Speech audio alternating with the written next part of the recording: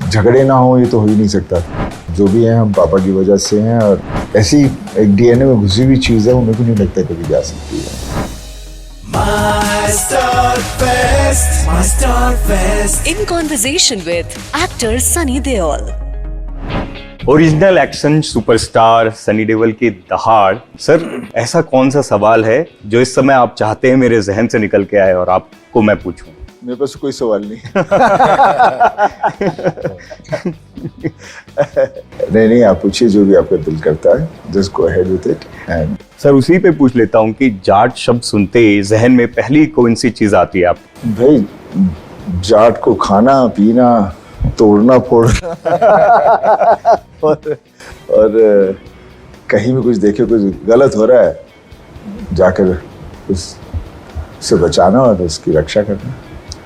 कभी ऐसा real life में हुआ है किसी ने गलती की हो और 2.5 किलो के हाथ का इस्तेमाल करके सॉरी बुलवाया किसी से? देखिए, झगड़े तो बहुत होते थे because during the 70s and that time हम वहाँ के हैं, उस वक्त के हैं, तो उस वक्त झगड़े ना हो ये तो हो ही नहीं सकता था।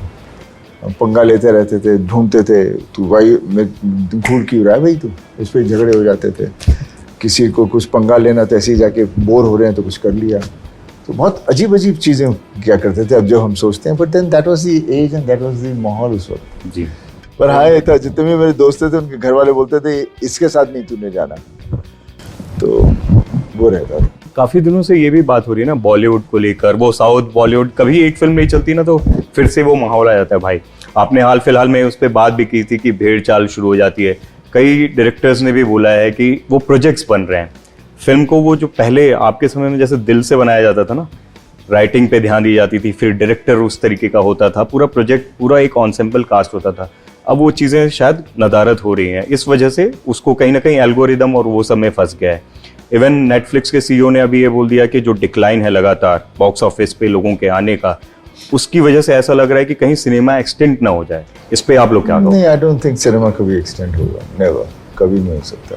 बिकॉज वो एक ऐसा कमरा है जहाँ जाके आदमी अपने दुखों को भूलकर और एक सपने की दुनिया में चला जाता है, और वो कुछ ऐसी एक डीएनए में घुसी हुई चीज़ है वो मेरे को नहीं लगता कभी जा सकती है। हम उन्हें कंटेंट देंगे और वो सब बार बार देखने आएंगे।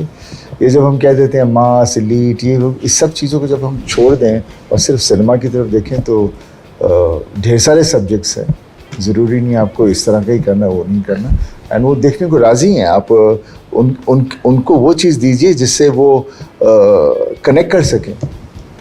आपको उनको कोई ऐसी टेढ़ी मेढ़ी चीज़ दे देंगे शहर में जो होती भी नहीं है, जैसे हम लोग मानते हैं ऐसा है वैसा है, कहाँ उसे कनेक्ट करेंगे?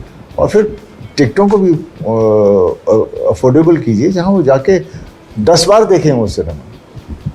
तो मुझे ये बिजनेस मॉड्यूल भी कभी समझ में नहीं आता। जहाँ पर भी अब्रॉड देखो, दे गो फॉर कि कहाँ कितना टर्नओवर होगा।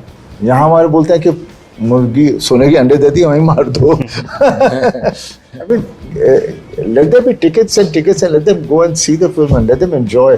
उससे एक पूरा एक सिस्टम चलता रहेगा बिकॉज सिनेमा इज सिनेमा। मुझे नहीं पता कि कोई ऐसा है जिसे सिनेमा से प्यार नहीं है।